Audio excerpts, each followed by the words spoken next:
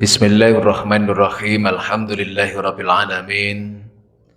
Wassalatu wassalamu ala asyrafil anbiya'i wal mursalin sayyidina wa maulana Muhammadin wa ala alihi wa ashabihi ajma'in.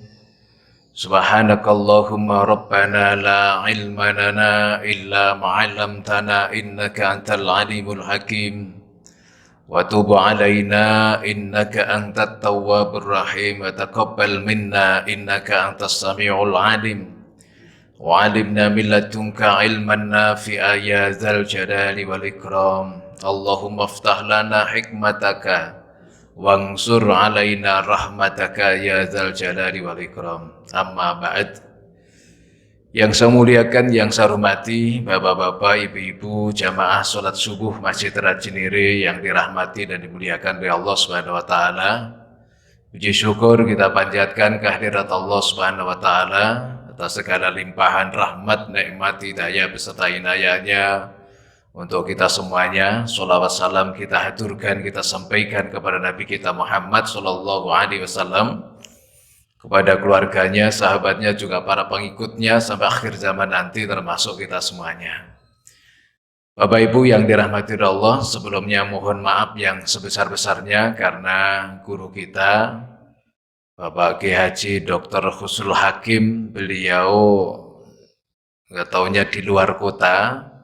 Jadi maka pengajian malam hari ini atau pagi hari ini itu kita isi, saya isi supaya tidak kosong dan mudah-mudahan ini nanti menambah semangat kita untuk meramaikan Masjid Raya Cinere ini.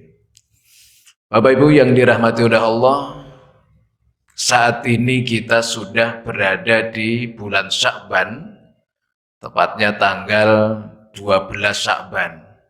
Jadi sudah hampir separuh perjalanan bulan Sya'ban 1444 Hijriah. Kurang lebih setengah bulan lagi kita akan masuk bulan suci Ramadan.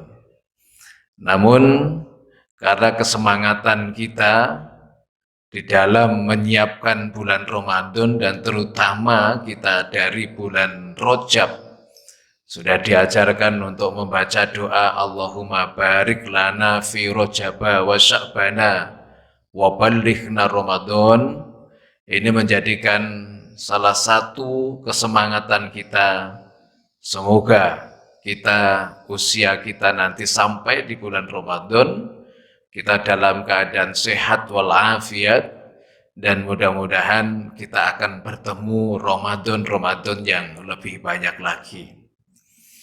Bapak Ibu yang dirahmati oleh Allah, sambil kita berjalan mengikuti perjalanan hari waktu ini, ada beberapa yang perlu kita kenang, terutama di bulan Rajab, di akhir bulan Rajab, yaitu peristiwa besar yang terjadi pada bulan tersebut, dan ini biasanya kita peringati setiap tahun, yaitu peristiwa mukjizat yang sangat luar biasa yang diberikan oleh Allah Subhanahu wa Ta'ala kepada Rasulullah Shallallahu Alaihi Wasallam, yaitu peristiwa Isra dan Mi'raj Nabi kita Muhammad Shallallahu Alaihi Wasallam.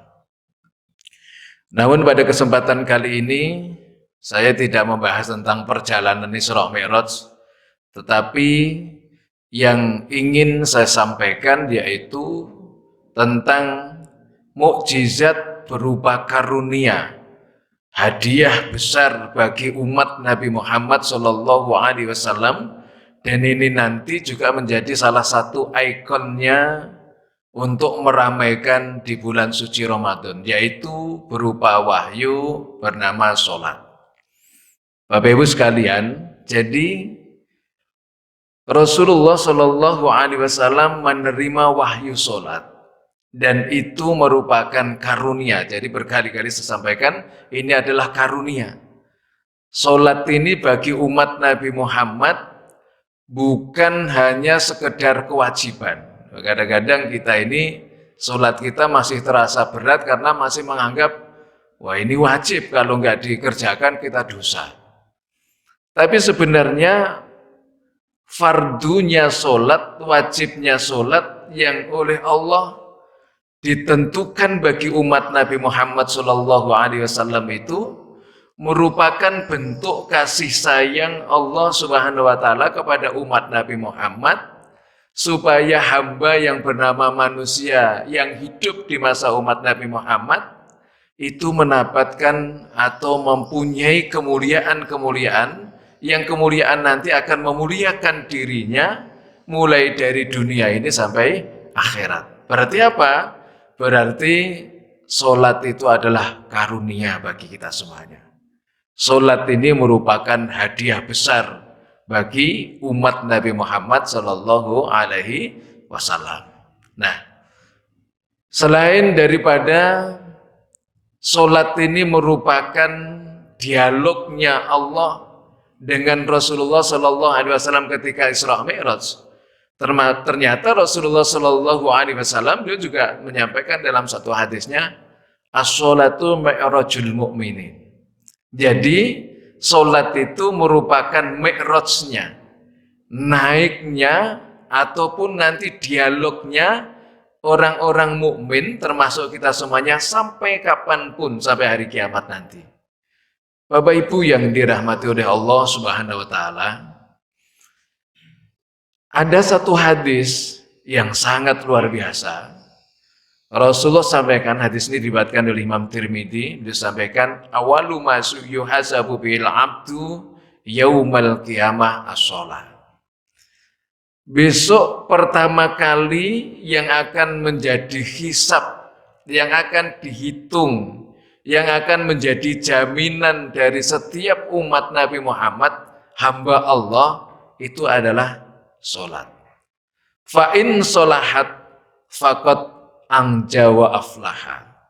Siapa yang solatnya ini baik, maka dia akan selamat dan akan mendapatkan keberuntungan. Namun fa'in fasadat faqad khoba wa khasira.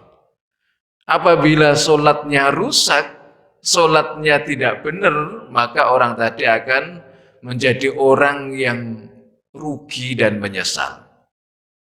Bapak Ibu yang dirahmati oleh Allah, begitu hebatnya solat bisa menjadi jaminan, mengcover daripada semua amaliyah-amaliyah yang kita kerjakan, ya tentu mulai dari bangun tidur sampai tidur kembali, bahkan di dalam tidur itu sendiri, ini nanti ukurannya itu pada solat, Pak.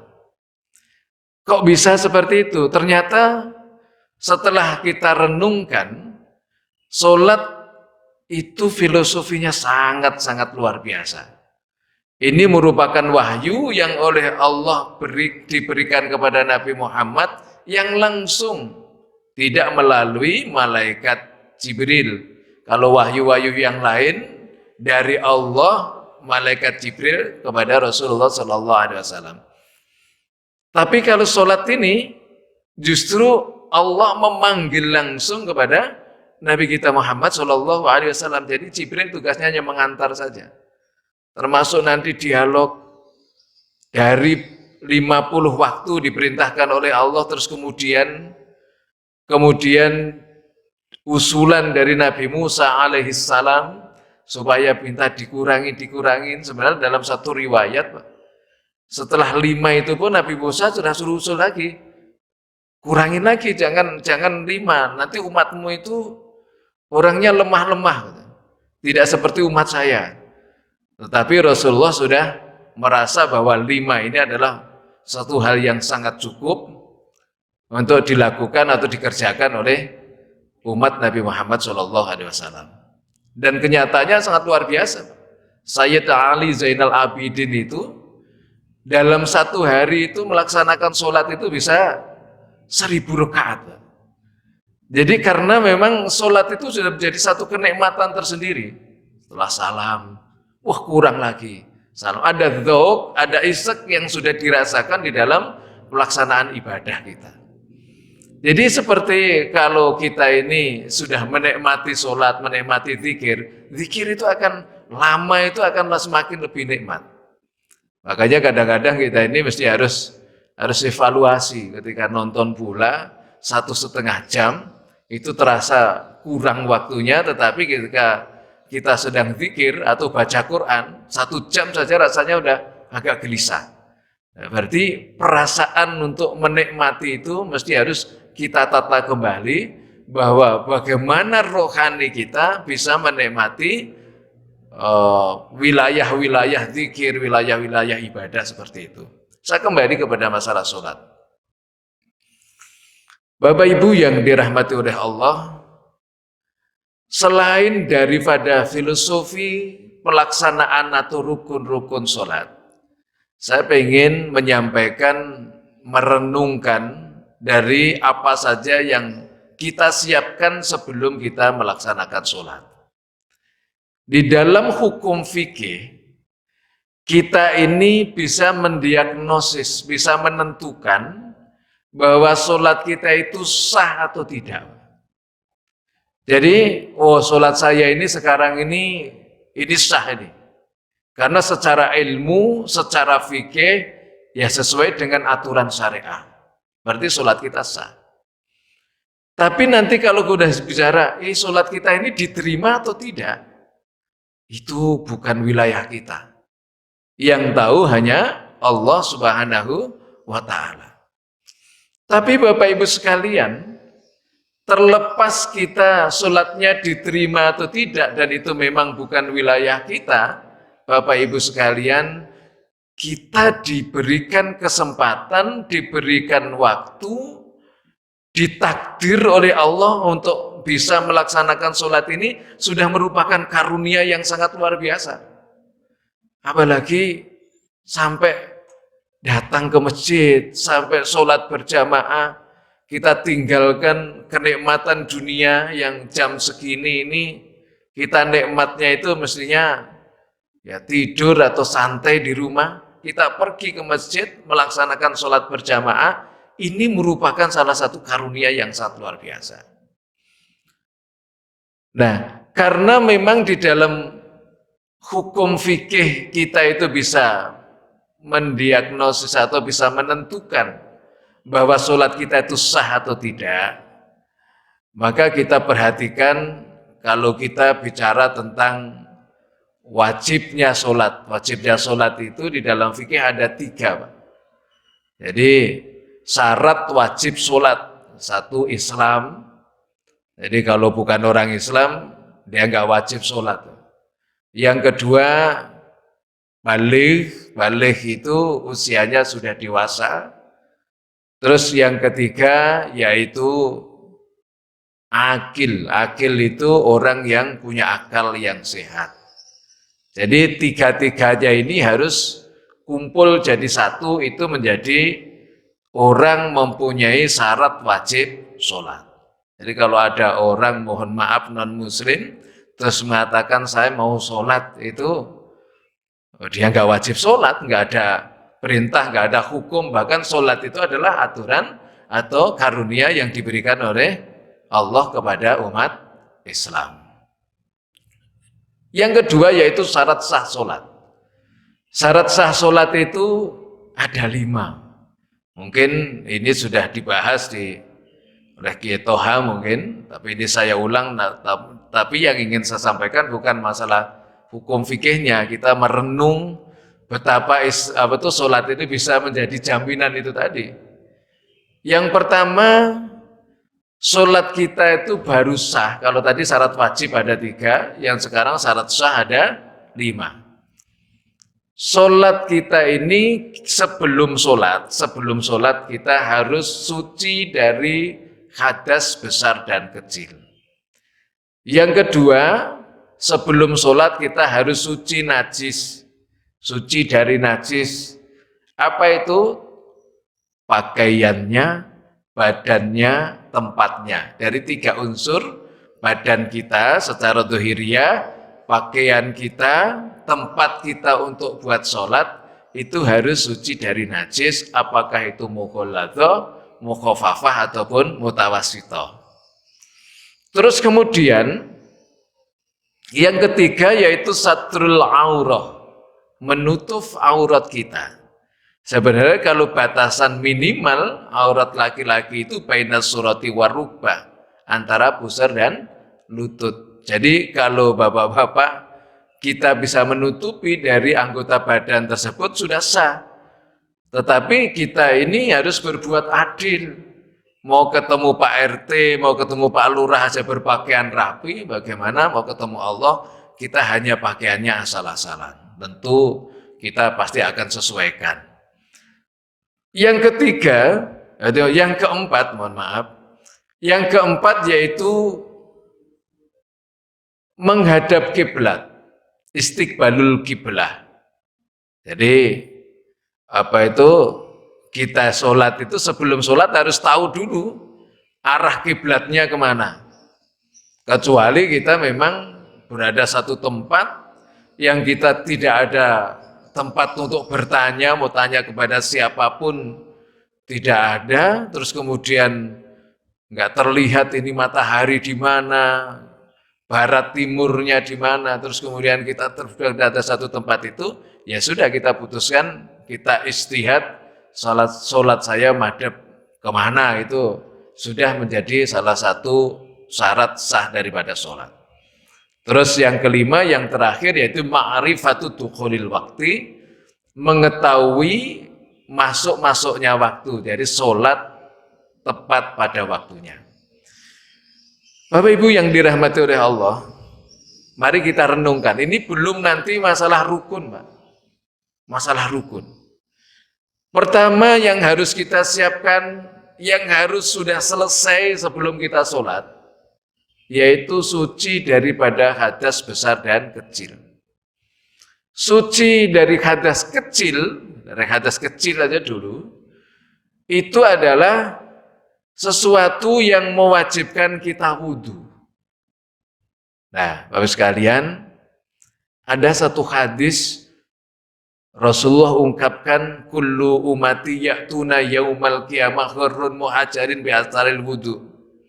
Besok umatku akan datang pada hari kiamat, kata Rasulullah, dengan tubuh yang berkilauan cahaya karena bekas-bekasnya dulu sering wudhu waktu di dunia.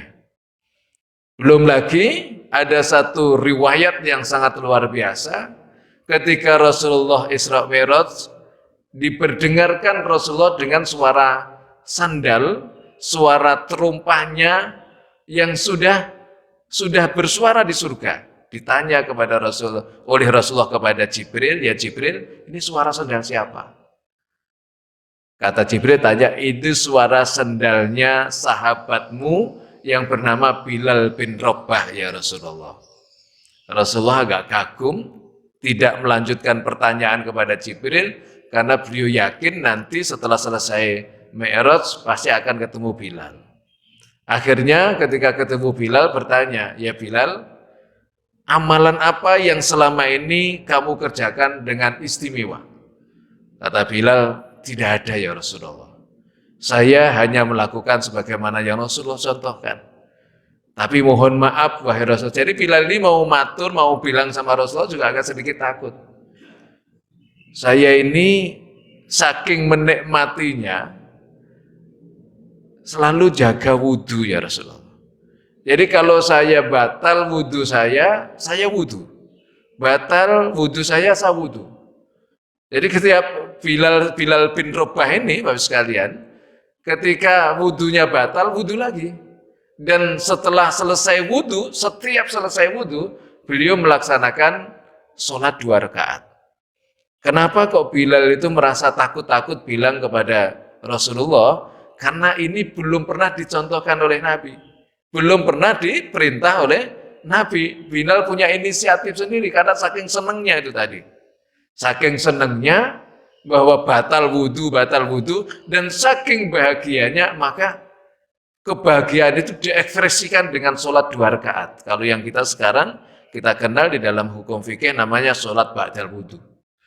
Itu rupanya Rasulullah puji, amalanmu itulah, wudhumu itu, dan sholat 2 rakaatmu itu, yang menyebabkan sandalmu sudah bersuara di surga. Jadi kalau sandalnya sudah bersuara di surga, Pak, insya Allah orangnya juga nanti akan nyusul ke sana gitu ya.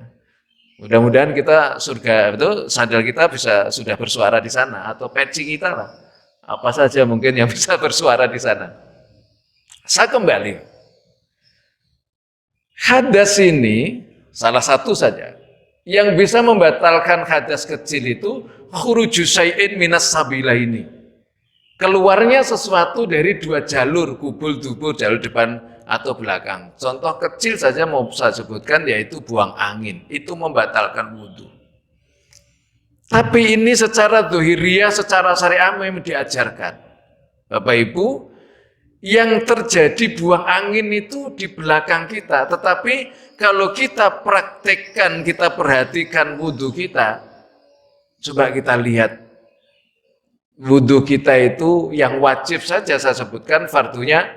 Yang pertama niat, yang kedua membasuh muka, yang ketiga membasuh kedua tangan sampai siku, yang ketiga mengusap sebagian kepala, yang keempat yaitu membasuh kedua kaki sampai mata kaki, dan yang kelima tartib. Nah, jadi yaitu niat membasuh muka, membasuh kedua tangan sampai siku, mengusap sebagian kepala, membasuh kedua kaki sampai mata kaki, terus kemudian tartib mohon maaf yang keenam. Nah, ini kadang-kadang tidak ada hubungannya dengan buang angin tadi.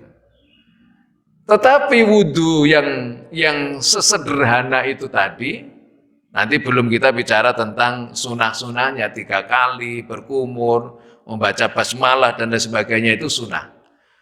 Nah, yang kita anggap kita kerjakan sesuatu yang sangat ringan dan sederhana ini, ternyata kekhusyuan sholat itu dimulai dari situ.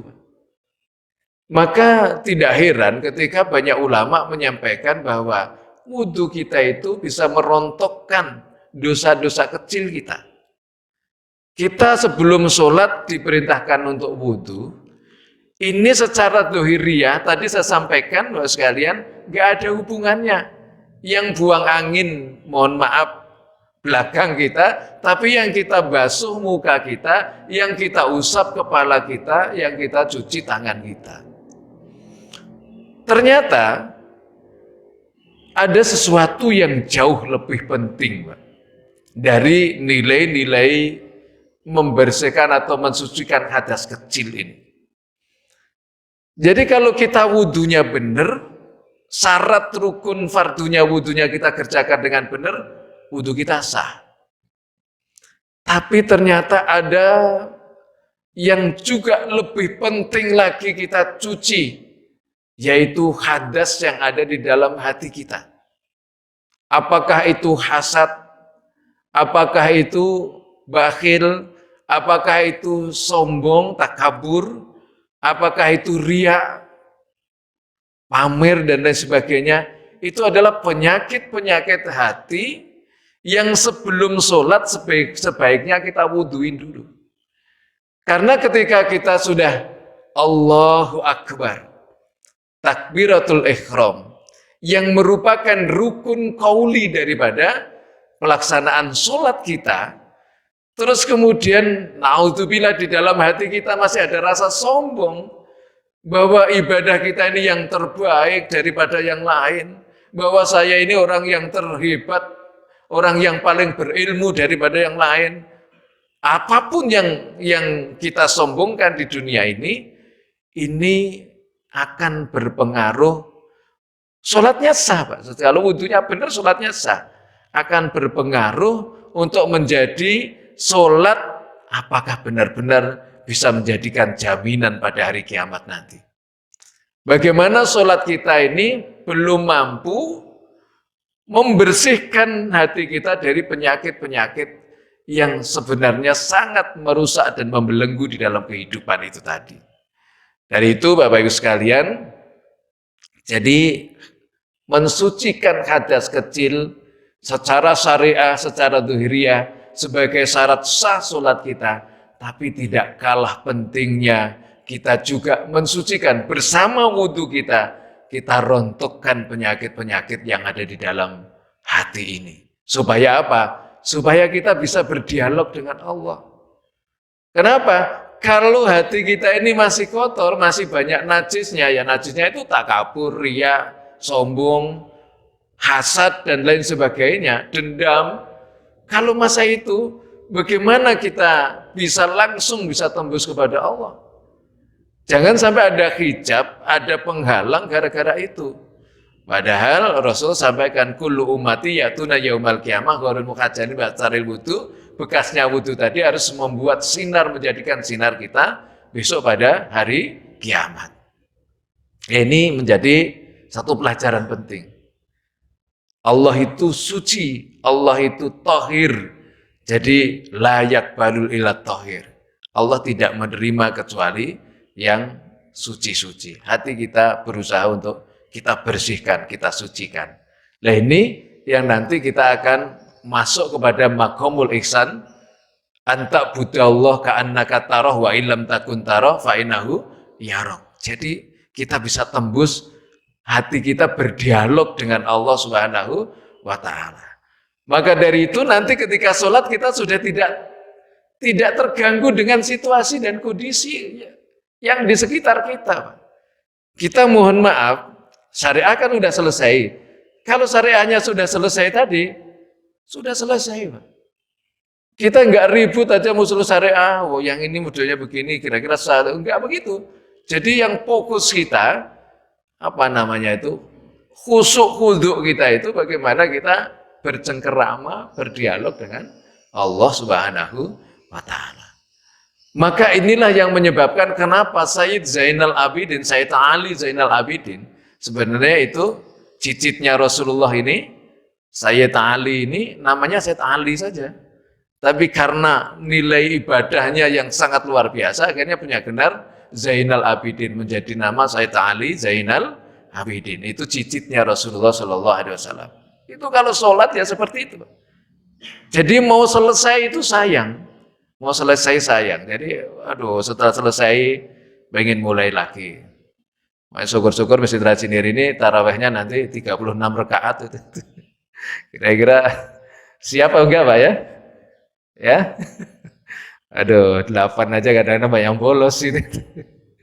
Kita ini punya tradisi kalau awal Ramadan rame gitu, nanti seminggu gitu, mulai berkurang gitu.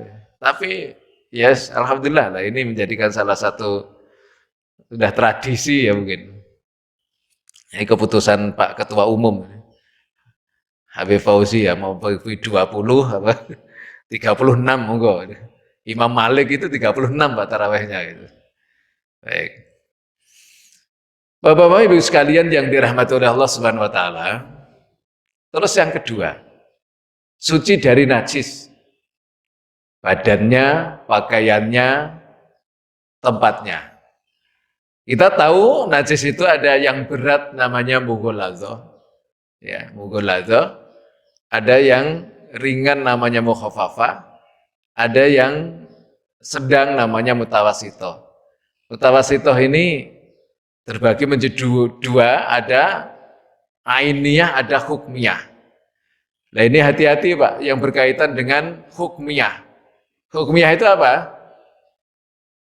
Ada percikan air kencing, ya, air kencing di pakaian kita, di sarung, di celana. Yang itu ketika kering tidak terlihat, tidak tercium, tidak ada bekasnya, ya. Tapi itu najis. Nah ini menyebabkan sholat kita tidak sah. Jadi hati-hati betul. Sekarang ini kadang-kadang kita ini kalau di jalanan ini itu harus hati-hati betul Pak untuk menjaga tentang najis itu. Lah mughaladzah itu najis yang dari dua binatang yaitu anjing dan babi, yaitu kalbu wal khinsir itu yang hukumnya najis mughaladzah. Ini kita tidak terangkan tentang itu. Tapi begini Pak, ketika baju kita sudah suci, kita bersihkan, kita cuci dengan baik, badan kita sudah suci, tidak ada najisnya, tempat sholat tidak suci. nanti akan dipertanyakan kemudian, dulu beli bajunya itu pakai uang apa?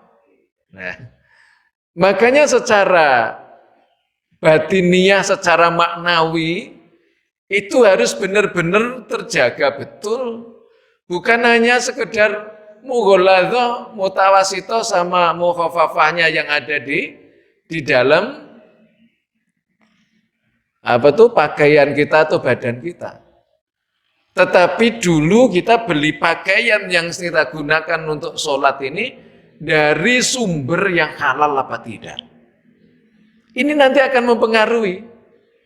Pantes saja kok sholat kita itu benar-benar mampu menjadi jaminan pada hari kiamat, karena itu sangat diperhitungkan. Begitu juga Bapak sekalian, badan kita suci, nggak ada najisnya secara zuhiriyah. Tapi selama ini yang kita konsumsi, yang kita makan, yang kita minum dari sumber yang halal atau tidak. Padahal Rasul sudah mengingatkan kullu lahmin nabata min haramin fannaru aulabi.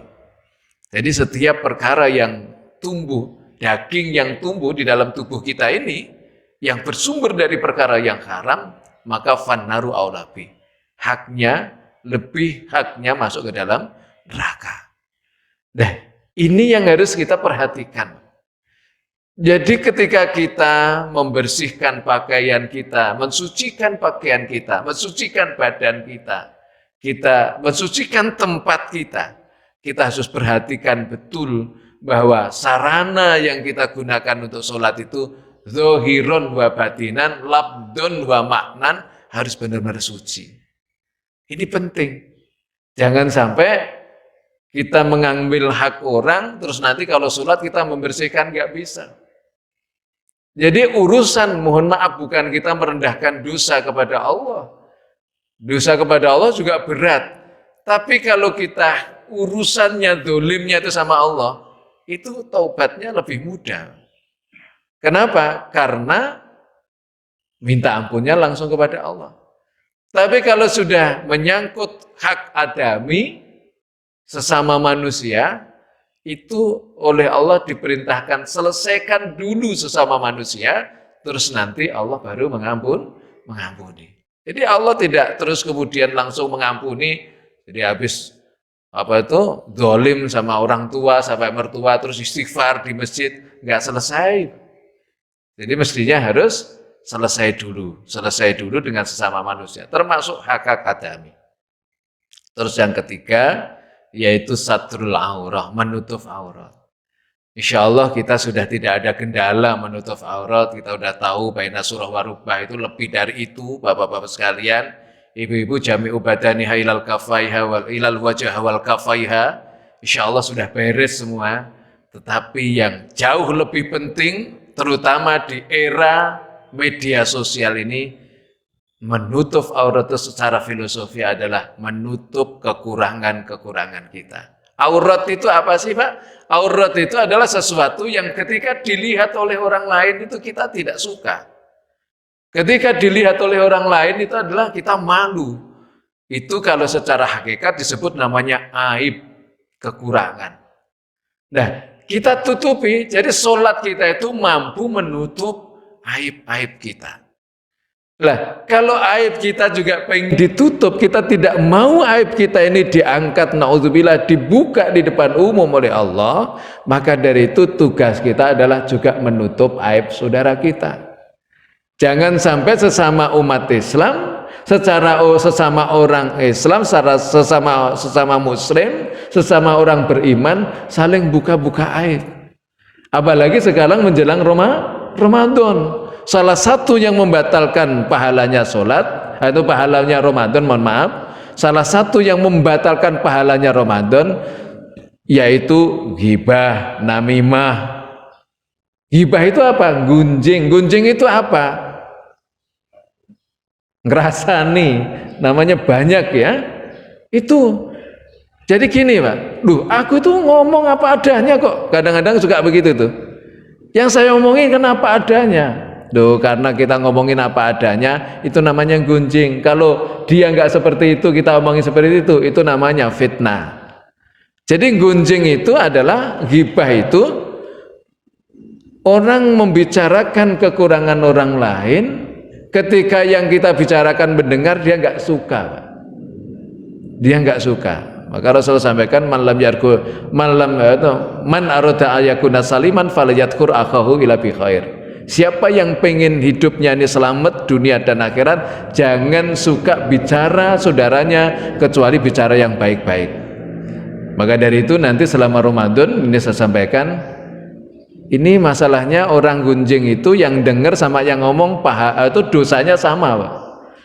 Makanya nonton TV juga sama. Nonton TV itu yang infotainment ngomongin aib-aib artis, itu kita nggak perlu kita tahu aib-aib artis. Jadi tontonan-tontonan yang berkaitan tentang apa itu bicara aib orang itu nggak usah lah, nggak usah diikutin.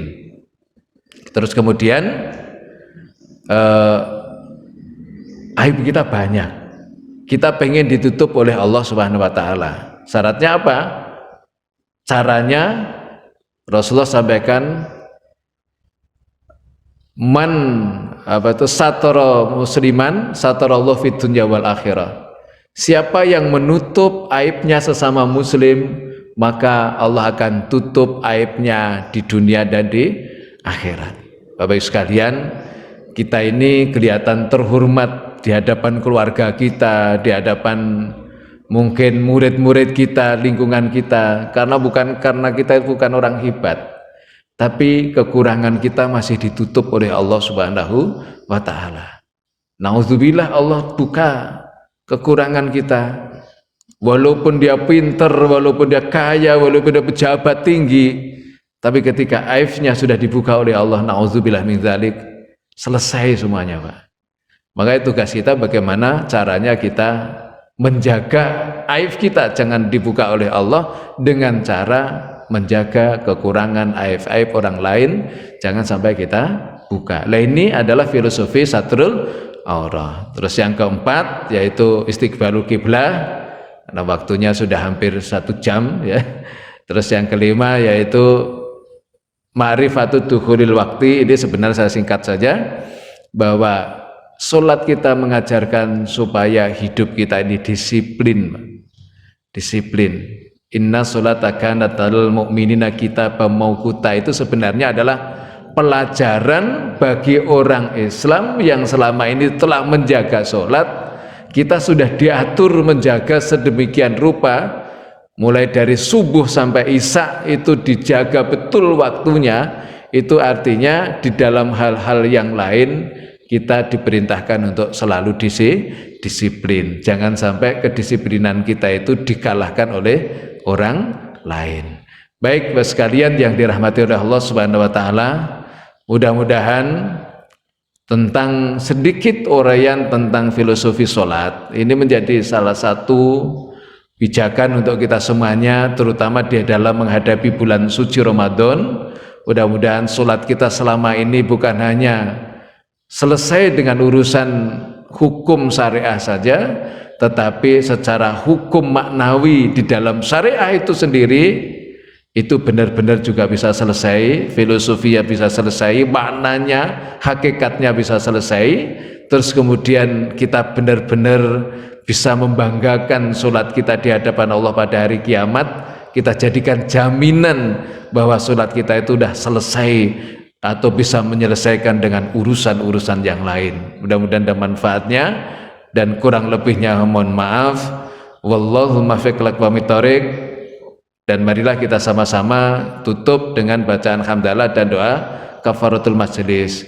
Alhamdulillahirabbil alamin, subhanakallahumma wa bihamdika asyhadu an la ilaha illa anta astaghfiruka wa atubu ilaik. Wassalamualaikum warahmatullahi wabarakatuh.